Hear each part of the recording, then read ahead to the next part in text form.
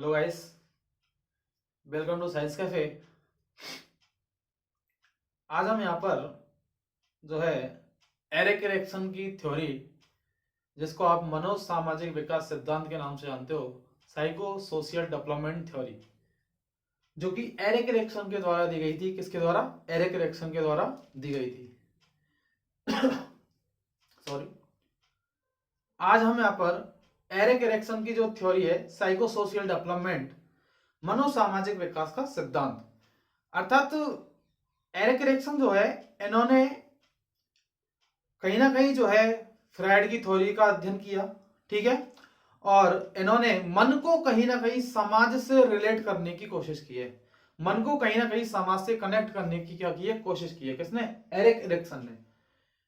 तो इन्होंने psycho social development theory दी, और इसी साइको डेवलपमेंट थ्योरी के अंतर्गत इन्होंने विकास की, बालक का जो विकास है, उस विकास की जो है 8 अवस्थाएं दी हैं। कितनी अवस्थाएं दी हैं? 8 अवस्थाएं। और यही इन्हीं अवस्थाओं में कहीं ना कहीं कॉन्फ्लिक्ट की बात की गई है, द्वंद्व की बात की गई है। अर्थात दो अवस्थाएं हैं, एक अवस्था के अंतर्गत 2 भाग हैं, दोनों में कहीं ना कहीं बनाम शब्द का जो है कहीं ना कहीं उपयोग किया गया है, जैसा कि अभी हम पढ़ेंगे। एरिक एरिक्सन जो है, इनको नव फ्रायडवादी विचारक कहा जाता है। क्या कहा जाता है? नव फ्रायडवादी विचारक। आपको याद रखना है, ये फ्रायड के विचारों से संतुष्ट थे। इन्होंने फ्रायड के जो विचार हैं उनके बारे में जो है डिटेल अध्ययन किया था। किन्होंने? एरिक एरिक्सन ने। इनको नव फ्रायडवादी विचारक कहते हैं, और इन्होंने बालक के जो विकास की अवस्थाएं हैं, उस अवस्थाओं को 8 भागों में बांटा। कितने भागों में बांटा? 8 भागों में बांटा। यदि आपसे क्वेश्चन पूछा जाए, जीवन अवधि विकास सिद्धांत, क्या जीवन अवधि विकास सिद्धांत किसको कहते हैं? तो आपको याद रखना है, मनोसामाजिक विकास के सिद्धांत को ही आप जीवन अवधि विकास सिद्धांत भी कहते हैं, क्योंकि यहाँ पर जो स्टेजेस हैं, उन स्टेजेस को एज ग्रुप के आधार पर भी क्या किया गया है? बांटा गया है। इसलिए आप इसको कह सकते हो कि एक जीवन के जो एज है, उस एज के आधार पर जो है इन अवस्था को कहीं ना कहीं क्लासिफाई किया गया है। इसलिए इस सिद्धांत को जीवन अवधि विकास का जो सिद्धांत है वो भी कहा जाता है, ठीक है। यदि आपसे क्वेश्चन पूछा जाए, अहम मनोविज्ञान के संस्थापक किसे कहा जाता है? तो आपको याद रखना है, एरिक एरिक्सन। कौन? एरिक एरिक्सन को अहम मनोविज्ञान के संस्थापक भी कहा जाता है, ठीक है। ईगो साइकोलॉजिस्ट, ठीक है। अब मैं यहां पर बात करूंगा विकास की जो अवस्थाएं जो कि एरिक एरिक्सन के द्वारा दी गई है। 1 बाय 1 डिटेल स्टडी करेंगे एक एक स्टेज पर। तो पहली जो अवस्था है विकास की अवस्था, उसमें ट्रस्ट वर्सेस मिसट्रस्ट, अर्थात विश्वास बनाम अविश्वास, ठीक है। पहली स्टेज है ये। इसके बारे में आपको समझाऊंगा।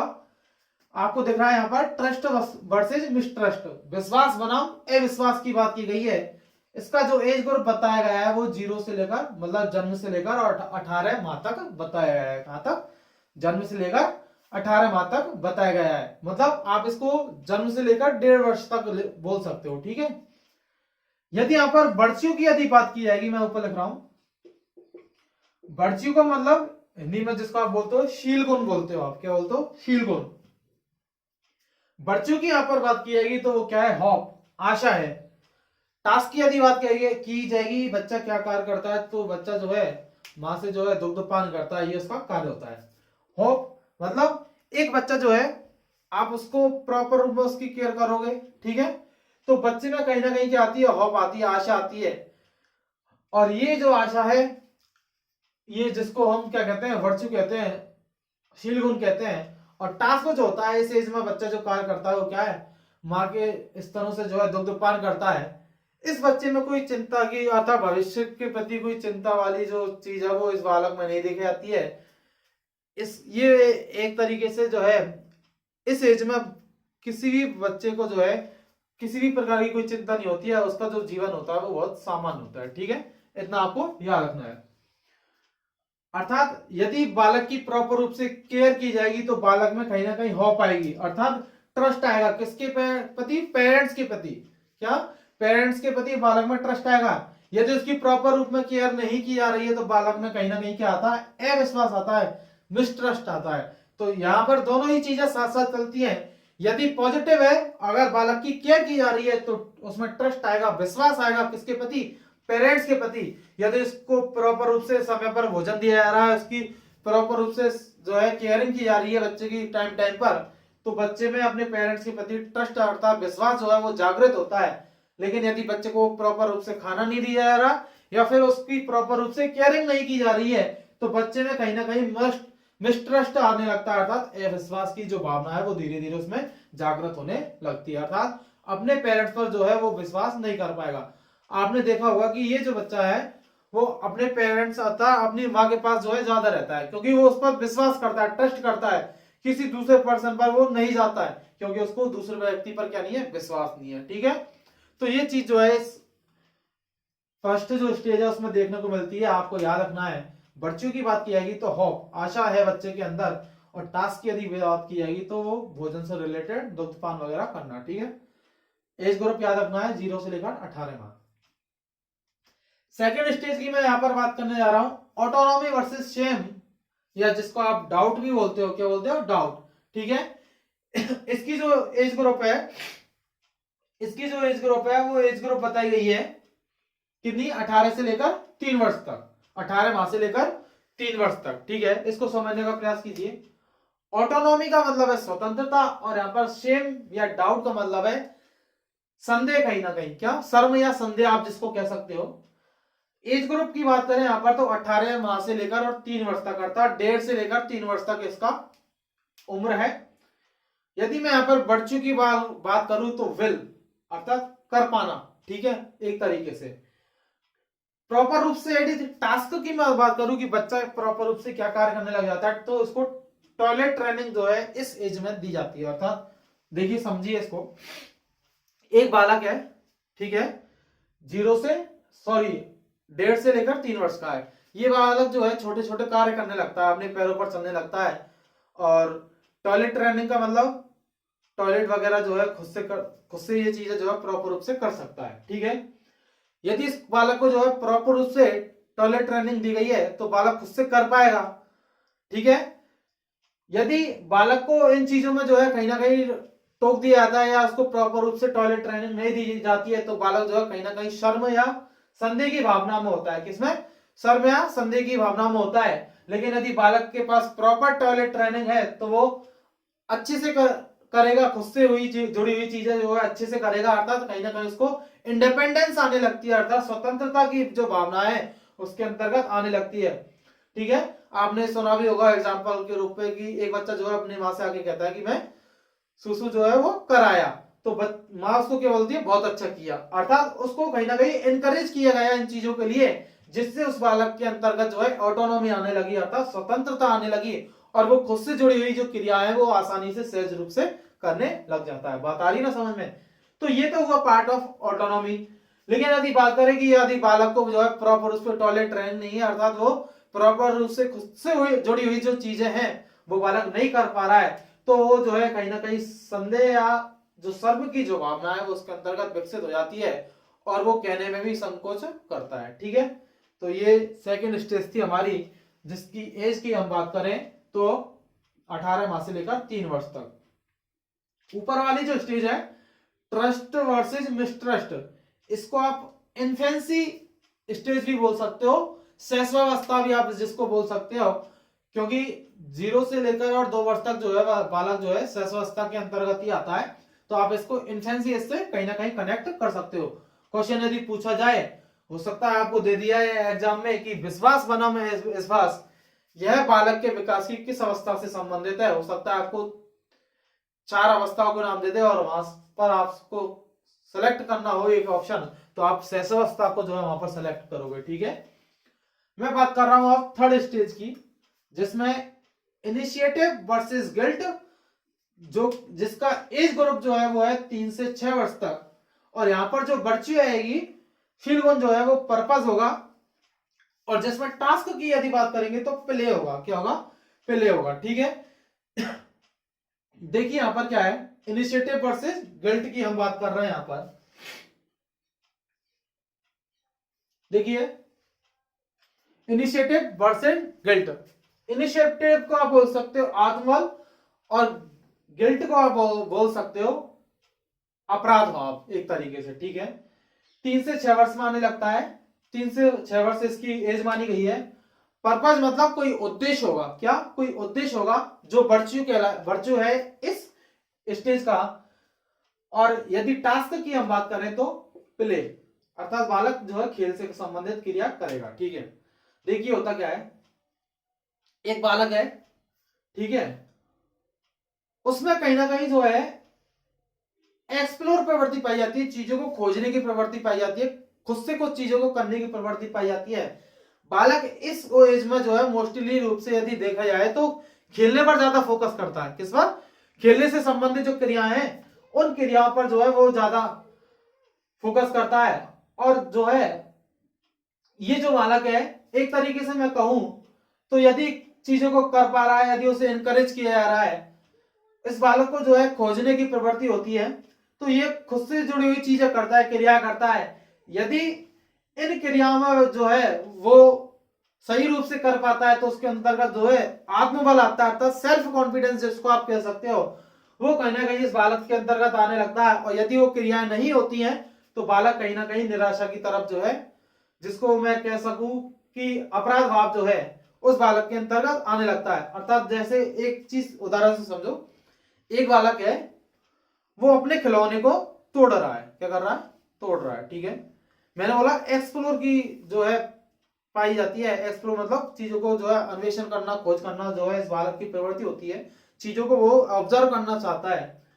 अब वो बालक एक खिलौने को तोड़ रहा है, तो कहीं ना कहीं यदि उस बालक को यदि प्रॉपर रूप से टोका जाएगा, अर्थात उससे तेजी से बात की गई क्यों तोड़ रहा है खिलौने वगैरह को, तो हो सकता है कि वो बालक ये सोचे कि भाई उसने कितना बड़ा गलत काम कर दिया, तो कहीं वो इस चीज को जो अपराध से जोड़ने लगे। किससे? अपराध से जोड़ने लगे।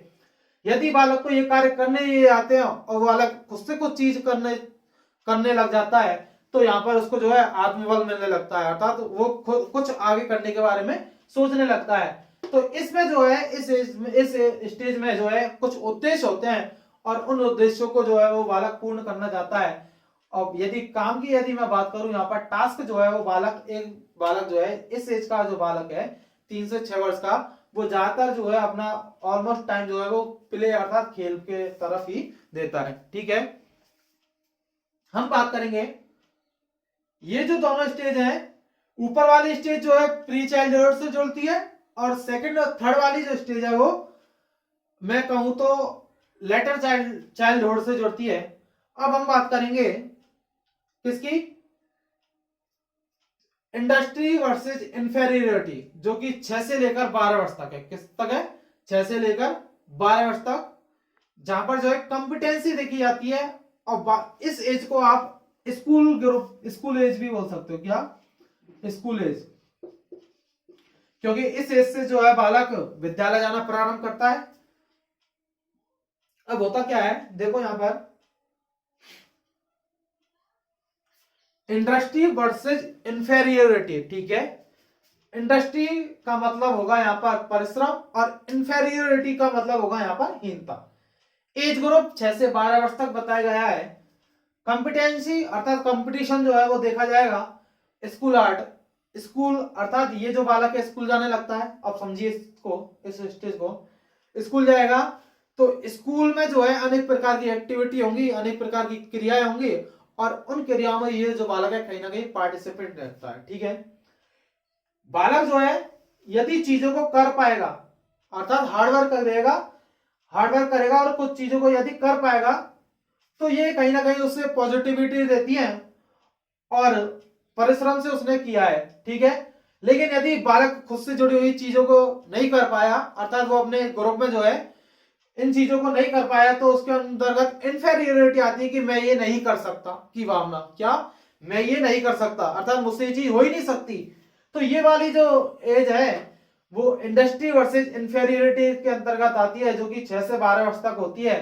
इसमें बालक जो है स्कूल से संबंधित या अपने समाज से संबंधित एक्टिविटियों में जो है पार्टिसिपेट करता है। यदि उनमें सक्सेस होता है तो इंडस्ट्री में माना जाएगा, लेकिन यदि नहीं हो पाता है तो कहीं ना कहीं उसके अंदर जो है हीन भावना आने लगती है, अर्थात उसने ये कार्य कर दिया लेकिन मैं ये कार्य जो है नहीं कर सकता, तो ये कहीं ना कहीं इंफेरियोरिटी से जोड़ता है। याद रखना है कौन सी, स्कूल एज भी इसको आप कह सकते हो, ठीक है। मैं यहां पर बात करूं आइडेंटिटी वर्सेस रोल कंफ्यूजन, 12 से लेकर 18 वर्ष। फाइडेलिटी मतलब, फाइडेलिटी का मतलब होता है यहां पर निष्ठा में लिख दो, क्या निष्ठा, सोशल रिलेशनशिप, ठीक है। Identity versus role confusion, confusion, identity का मतलब होता है पहचान और रोल कंफ्यूजन का मतलब होता है भूमिका द्वंद, ठीक है। दोनों ही चीजों को समझेंगे यहां पर। एज ग्रुप माना गया है 12 से लेकर 18 वर्ष तक। ये 12 से लेकर 18 वर्ष तक की जो एज है, इसको आप कहीं ना कहीं एडोलसेंस से कनेक्ट कर सकते हो। किससे? एडोलसेंस, ठीक है। एडोलसेंस से आप इसको कनेक्ट कर सकते हो क्योंकि 18 वर्ष तक जो है एडोलसेंस किशोरावस्था जो है पर आने लगती है। मैं बात करूं आइडेंटिटी मतलब पहचान, रोल कंफ्यूजन मतलब भूमिका द्वंद्व, ठीक है। समझिए होता क्या है। यहां पर जो वर्च्यू पाई जाएगी वो फाइडेलिटी पाई जाएगी, क्या, सॉरी, यहां पर जो वर्च्यू पाई जाएगी वो फाइडेलिटी पाई जाएगी, अर्थात निष्ठा पाई जाएगी। किसके प्रति? सोशल रिलेशनशिप के प्रति, अर्थात एक बालक जो है सामाजिक जो रिलेशन है उनमें रहना भी चाहेगा, उनके प्रति निष्ठा भी पाई जाएगी। होता क्या है कि ये जो बालक है, किशोरावस्था का जो बालक है, वो खुद की एक अलग पहचान जो है, अलग आइडेंटिटी जो है वो डेवलप करना चाहता है, ठीक है। पीर ग्रुप से आप इसको जोड़ सकते हो। आपने देखा है कि किशोरावस्था का जो बालक है वो अपने ग्रुप में जो है खुद को अलग दिखाना चाहता है, खुद की एक अलग आइडेंटिटी बनाना चाहता है। तो ये सारी चीजें यही से जुड़ती हैं। रोल कंफ्यूजन अर्थात भूमिका द्वंद्व जिसको आप कह सकते हो, अर्थात इसका जो बिहेवियर है वो किसी वन पर्सन के प्रति जो है बहुत ज्यादा अच्छा होगा, क्या बहुत ज्यादा कूल बातें करेगा, किसी से जो इसका रिलेशन है वो बहुत ज्यादा अच्छा नहीं होगा। अर्थात कहीं ना कहीं रिलेशनशिप में जो है रोल कंफ्यूजन पाया जाता है, भूमिका द्वंद्व पाया जाता है। किसमें? इस एज में, आइडेंटिटी वर्सेस रोल कंफ्यूजन में, जो कि 12 से लेकर 18 वर्ष तक की है, जिसको आप एडोलसेंस से जोड़ सकते हो। यहां पर जो है रिलेशनशिप के प्रति, कुछ रिलेशनशिप के प्रति फाइडेलिटी पाई जाती है, निष्ठा पाई जाती है, और कुछ के प्रति जो है यहाँ पर जो है कुछ लोगों से बहुत ज्यादा स्नेह होता है, कुछ लोगों से बनती नहीं है, ठीक है। तो ये वही एज है जिसमें सोशल रिलेशनशिप से जो है बालक जो है द्वंद्व में होता है और कहीं ना कहीं अपने आप को रोल कंफ्यूजन में रखता है। यदि और अपना जो ग्रुप है, अपना जो पीर ग्रुप जिसको आप कहते हो, समवयस्क समूह, किशोरावस्था के समूह को, तो वहां पर जो है वो अपनी अलग आइडेंटिटी डेवलप करना चाहेगा, अपने समाज में अलग आइडेंटिटी डेवलप करना चाहेगा।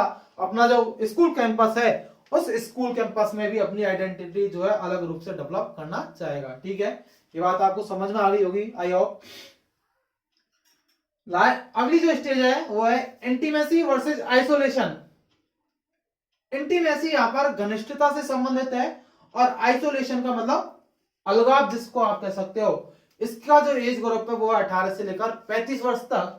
यदि मैं यहां पर वर्च्यू की यदि मैं बात करूं तो वो क्या है? लव और रिलेशनशिप की यहां पर बात की जाएगी, ठीक है। देखिए क्या है इंटीमेसी वर्सेस आइसोलेशन। ये वाली स्टेज कहीं ना कहीं यहां से कनेक्ट होती है। यदि बच्चे में, यदि किशोर, इस एज के बच्चे में जो है ऊपर 5th नंबर की बोल रहा हूं, इस एज के बच्चे में 12 से लेकर 18 एज का जो बालक है उसमें यदि रिलेशनशिप के प्रति फाइडेलिटी पाई जाती है, निष्ठा पाई जाती है, तो यहां पर स्वाभाविक बात है कि इंटीमेसी जरूर पाई जाएगी, अर्थात रिलेशनशिप के प्रति घनिष्ठता जो है वो कहीं ना कहीं यहां पर देखी जाएगी। यदि इंटीमेसी नहीं है तो इंटीमेसी नहीं होने की स्थिति में क्या होगा? आइसोलेशन होगा, ठीक है। यहां पर वर्च्यू की बात कर रहे हैं हम, तो क्या है? लव, अर्थात ये इस एज में जो है लोग जो है रिलेशनशिप में आने लगते हैं, अर्थात ये कहीं कहीं मैरिड एज से भी जुड़ती है, क्योंकि इस अवस्था में जो है शादी वगैरह जो है होने लगती हैं, तो वहां पर रिलेशनशिप आने लगती है, अर्थात लव आने लगता है। One person to another person जो है यहाँ पर आत्मीयता की बात की जाती है। यदि आप दोनों के मन जो है आपस में मिल रहे हैं तो कहीं ना कहीं इंटीमेसी देखी जाती है, अर्थात दो पर्संस के बीच यदि लव बहुत ज्यादा है, अर्थात एक दूसरे के प्रति केयरिंग है, तो यहाँ पर इंटीमेसी देखी जाती है, अर्थात आत्मीयता देखी जाती है। अदरवाइज इंटीमेसी नहीं होने की कंडीशन में जो है आइसोलेशन देखा जाता है। इट मींस क्या है? लव जो है वो प्रॉपर रूप में नहीं है, अर्थात रिलेशनशिप में जो कहीं ना कहीं इंटीमेसी नहीं है, मतलब घनिष्ठता नहीं है, या जिसको आप फाइडेलिटी से कनेक्ट कर सकते हो। तो यदि प्रॉपर रूप में दो पर्सन के बीच यदि लव है, अट्रैक्शन है, आत्मीयता है, तो यहाँ पर इंटीमेसी से जुड़ेगी। यदि इनमें से यदि कुछ भी यदि नहीं हो रहा है तो यहाँ पर आइसोलेशन अर्थात अलगाव देखा जाता है। अर्थात अलगाव का मतलब है वो आपस में एक दूसरे को अलग कर लेते हैं, ठीक है। तो डाइवोर्स वाली जो सिचुएशन है वो भी यहीं पर देखी जा सकती है आपको, क्योंकि जिन दंपतियों में बनती नहीं है तो वहां पर आइसोलेशन देखा जाता है। लेकिन यदि इंटीमेसी है, एक दूसरे से यदि बहुत ज्यादा लगाव है, तो वो घनिष्ठता से जुड़ता है। आपको प्रॉपर रूप में समझ में आ गया होगा। मैं बात करूंगा अगली स्टेज की। ये जो स्टेज है वो कहीं ना कहीं मैं कहूं तो यहाँ पर जो आप क्या बोल सकते हो उसको, प्रौढ़ावस्था बोल सकते हो आप, है ना, ठीक है। मैं यहाँ पर वयस्क अवस्था आप बोल सकते हो, एडल्ट स्टेज। अब मैं बात कर रहा हूं अगले स्टेज की, जिसमें क्या है, जेनरेटिविटी वर्सेस स्टैग्नेशन होता है। क्या, जेनरेटिविटी वर्सेस स्टैग्नेशन। इसको आप 35 से लेकर 55 की एज तक बोल सकते हो। जेनरेटिविटी मतलब उत्पादकता, और स्टैग्नेशन मतलब क्या होता है यहाँ पर, निष्क्रियता। क्या, निष्क्रियता। देखिए समझो क्या है, ऊपर वाली स्टेज थी, यहाँ पर रिलेशनशिप हुए अर्थात शादी वगैरह हो जाती है। सेकंड जो स्टेज है 7 नंबर की, जेनरेटिविटी, जिसको उत्पादकता कहते हैं। स्टैग्नेशन मतलब स्थिरता की बात की जाएगी। यहाँ पर एज ग्रुप जो है 35 से लेकर 55 वर्ष तक देखा जाता है। यहाँ पर क्या होगा कि आपका जो रिलेशन है वो आपके, मतलब मैं यहाँ पर बात करूं, आपका जो रिलेशन है वो आपके पार्टनर के रूप में आपकी वाइफ के प्रति, आपके वाइफ के प्रति जो है केयरिंग होगा। आपके जो चाइल्ड होंगे, आपके जो बच्चे होंगे, अर्थात इस एज में आराम से वो जो दंपति है उसके बच्चे होते हैं, तो यहाँ पर वो अपने अपने लाइफ पार्टनर या अपने चाइल्ड जो हैं, अपने बच्चे जो हैं, उनके प्रति कहीं ना कहीं केयरिंग दिखाई देता है, जिसके लिए उसको क्या करना पड़ता है। यहाँ पर टास्क की यदि बात की जाएगी तो वर्क उसको कार्य करना पड़ता है। और ये जो है कार्य जो है वो उसके कहीं ना कहीं, यदि मैं उसको हिंदी वर्ड में यदि क्या बोल सकते हैं उसको, कि एक तरीके से हमारे जो माता पिता हमारे लिए कार्य करते हैं, अर्थात वो उनका दायित्व है एक तरीके से करना बच्चों के लिए। तो ये कहीं ना कहीं इस स्टेज से जुड़ता है, जिसमें यदि वो ये कार्य नहीं कर पाते हैं तो कहीं ना कहीं स्टैग्नेशन देखा जाता है। अर्थात वो खुद ये कार्य, अर्थात प्रॉपर रूप में कोई कार्य नहीं कर रहे हैं, तो उनमें जो है स्थिरता देखी जाती है। अर्थात अपनी जो पीढ़ी है, अपने जो बच्चे हैं, उन बच्चों के लिए यदि कुछ नहीं कर पाता है तो वो स्टैग्नेशन से जुड़ता है। किससे जुड़ता है, स्टैग्नेशन से जुड़ता है। अर्थात अपने बच्चे या अपने लाइफ पार्टनर के लिए यदि वो प्रॉपर रूप से वर्क नहीं कर पा रहे हैं तो यहाँ पर स्थिरता देखी जाती है, स्टैग्नेशन देखा जाता है। उत्पादकता मतलब वो प्रॉपर रूप से जो है क्या कर रहे हैं, कार्य कर रहे हैं। तो वो कहीं ना कहीं चीजें जो है यहीं से कनेक्ट होती हैं 35 से लेकर 55 वर्ष की एज से, जहां पर जो है ये पर्सन बहुत ज्यादा केयरिंग होता है। किसके लिए, अपने लाइफ पार्टनर एंड अपने बच्चों के लिए जो है बहुत ज्यादा केयरिंग होता है, और अपने पेरेंटल रोल को जो है निभाता है, अर्थात उसके लिए हार्डवर्क करता है। किसके लिए, अपने बच्चों और अपने लाइफ पार्टनर के लिए, ठीक है। ये वाली बात आगे समझ में। यदि प्रॉपर रूप से कर रहा है तो जेनरेटिविटी होगी, और नहीं कर पा रहा है चीजों को, अर्थात जो उसे करना चाहिए वो नहीं कर पा रहा है, तो कहीं ना कहीं स्टैग्नेशन देखा जाएगा। लास्ट जो स्टेज है उसकी मैं यहां पर बात कर रहा हूं, तो वो है ego integrity versus despair. Despair it means निराशा। क्या, डेस्पियर का मतलब क्या है, यहां पर निराशा देखी जाती है। ईगो इंटेग्रिटी मतलब अहंकार अखंडता, जिसको आप बोल सकते हो हिंदी में अहंकार अखंडता। अहंकार अखंडता जिसको आप कह सकते हो। डेस्पियर देखा जाएगा, निराशा देखी जाएगी। इट मींस क्या है, देखिए 55 वर्ष के बाद की ये बात है। किसकी, 55 वर्ष के बाद की बात है। इस एज ग्रुप का जो इंसान है उसके अंतर्गत बुद्धिमानी होती है। क्या होती है, विजडमनेस आ जाती है, क्योंकि उसने इतने एज को जिया है अपने रूप में। इसी एज में ये इसका बर्ची है विजडम। और यदि बात करेंगे टास्क की, तो वो क्या कार्य करता है, रिफ्लेक्शन ऑन लाइफ, अर्थात अपनी जीवन पर जो है प्रकाश डालने का कार्य करता है। समझो इसको क्या होता है कि एक बुजुर्ग है, वो बैठा बैठा जो है अपने जो पास्ट अपना जो जीवन है 55 वर्ष तक का जो उसका जीवन है, उस जीवन पर वो कहीं ना कहीं जो है सोच रहा होता है। वो अपने मतलब वो सारी जो थीम है उसकी जो जीवन की, जो जो उसने किया है अपने पहले जब वाले वर्षों में, वो उन चीजों को याद कर रहा होता है। यदि उसने कुछ अच्छे कार्य किए हैं, क्या उसने कुछ अच्छे कार्य किए हैं जो उसे पॉजिटिविटी देते हैं, तो वो जो व्यक्ति है कहीं ना कहीं, वो जो इंसान है कहीं ना कहीं पॉजिटिव होगा, क्या होगा, खुशमिजाज रूप का इंसान होगा। आपने देखा है ना, बुजुर्ग भी दो तरीके के होते हैं, तो वही वही बात है। तो यदि उसने अच्छे कार्य किए हैं अपने अर्थात अपने जो लाइफ है, उसने अब तक की अपनी जो लाइफ जी है, उस लाइफ से यदि वो सेटिस्फेक्शन होता है, संतुष्ट होता है, तो कहीं ना कहीं वो जो है पॉजिटिव चीजों को लेकर आगे बढ़ेगा। अर्थात उस एजेड जो इंसान है, जो वृद्ध इंसान है, उसमें कहीं ना कहीं जो है पॉजिटिवनेस देखी जाएगी, खुशमिजाज होगा, आसानी से जो है आराम से बातें करेगा आपसे। लेकिन यदि वो उसी की जिंदगी में यदि कहीं ना कहीं जो है उसने कुछ ऐसे कार्य नहीं किए जिनको लेकर वो जो है पछता रहा है, अर्थात कहीं ना कहीं निराशा में डूबा हुआ है, अर्थात उसने जो जिंदगी जी है वो उस जिंदगी से सेटिस्फाइड नहीं है, तो इसका मतलब क्या है, उसके अंतर्गत डेस्पेयर देखा जाएगी, निराशा देखी जाएगी। और ये जो है, ये व्यक्ति जो है रिफ्लेक्शन ऑनलाइन अपने जीवन पर क्या करते हैं, बैठे बैठे प्रकाश डालते हैं और अपने पास्ट के बारे में जो है कहीं ना कहीं सोचते रहते हैं। ठीक है, तो इनमें डेस्पियर कब देखी आती है, जब लाइफ से सेटिस्फेक्शन नहीं होता, अर्थात उन्होंने जो कार्य किए हैं उनसे उन्हें सेटिस्फेक्शन नहीं है, तो कहीं ना कहीं निराशा के भाव में ये जो लोग हैं वो डूबे हुए दिखाई देते हैं। वैसे एक्सपीरियंस होता है इन लोगों के पास, इसलिए बुद्धिमानी होती है। आपने देखा होगा कि घर के जो बड़े बुजुर्ग लोग हैं, आप उन्हीं से जो है अपने उनके एक्सपीरियंस जानने का प्रयास करते हो, क्योंकि उनमें कहीं ना कहीं क्या है, बुद्धिमानी भी है, क्या है, बुद्धिमानी। तो ये सारी चीजें एरिक एरिक्सन की ये जो स्टेजेज हैं, विकास की जो अवस्था है, कहीं ना कहीं इसी प्रकार जो है जुड़ी हुई होती है। मैं भी आपको इनको याद करने के लिए एक ट्रिक और बता देता हूं, आप चाहो तो इसका स्क्रीनशॉट ले सकते हो। मैं आपको एक साइड में भी ट्रिक लिख देता हूं, जिससे कि आपको ये सारी जो है याद रहेंगी, क्योंकि इनको जो है क्रम वाइज याद करना जो है बहुत ज्यादा जरूरी हो जाता है। मुख्य रूप से आपको 5 स्टेजेस तो प्रॉपर रूप में आपको याद ही रखनी होंगी, क्योंकि यहां से जो है कई बार क्वेश्चन पूछे जाते हैं। लास्ट की 3 स्टेजेस से इतना क्वेश्चन नहीं पूछता, क्योंकि शुरू की जो 5 स्टेजेस हैं वो एडोलसेंस तक है। कहां तक है, एडोलसेंस, किशोरावस्था तक है। तो मैं यहां पर आपको ट्रिक लिख दे रहा हूं, वो ट्रिक आपको याद रख लेनी है। IGC, TAIQ IGC, ठीक है, TAIQ IGC। देखो TAIII ये रहा, ठीक है।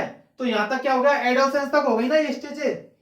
1 to 5 जो स्टेजेज है ये TAIQ में आ जाती है, ठीक है। और IGC वाली जो है वो 6, 7 और 8 है। तो इस प्रकार आपको याद रखना है, एडोलसेंस तक की जो स्टेजेज है वो यहां तक है, देन इसके बाद जो है 35 से लेकर 55 तक IGC के अंतर्गत है, ठीक है। तो इसकी यहाँ पर ट्रिक बताई है मैंने आपको। मुझे होप है कि आपको ये जो स्टेजेस है वो समझ में आ गई होंगी कहीं ना कहीं। और इन स्टेजेस में से जो है कहीं ना कहीं एरिक एरिक्सन की थ्योरी से कहीं ना कहीं क्वेश्चन जो है हमसे बार बार पूछा जाता है एग्जाम से में। इंपॉर्टेंट थ्योरी है, क्योंकि मन को समाज से रिलेट करने की इन्होंने कोशिश की है, तो इसलिए इंपॉर्टेंट हो जाती है कहीं ना कहीं। मुझे होप है कि आपको ये जो वीडियो है वो बहुत ज्यादा पसंद आए, इसलिए यदि ये वीडियो आपको पसंद आता है तो चैनल को जो है सब्सक्राइब कीजिए, अपने दोस्तों को शेयर कीजिए और बेल आइकन को प्रेस कीजिए। मिलते हैं फिर नए सिद्धांत के साथ नेक्स्ट वीडियो में। तब तक के लिए अपना ख्याल रखिए, खुश रहिए। Thank you, bye.